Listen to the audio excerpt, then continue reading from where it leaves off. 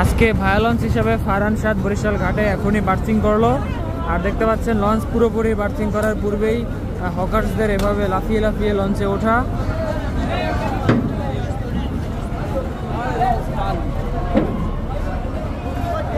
পুরো লঞ্চ কিন্তু আসলে খালি, তারপরেও কিন্তু লঞ্চ বার্থিং করার পূর্বে যাত্রীরা এভাবে লাফিয়ে লাফিয়ে ঘাটে উঠে লঞ্চে উঠেন।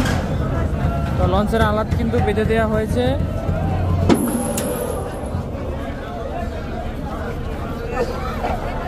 আর এখন কিন্তু লঞ্চে যাত্রীরা উঠতেছেন।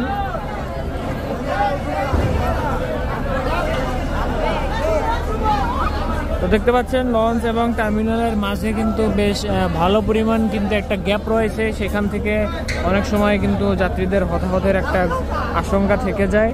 যাত্রী সিঁড়ি দেওয়ার আগেই যাত্রীদের এভাবে ওঠাটা কিন্তু একরকম রিস্ক হয়ে যায়।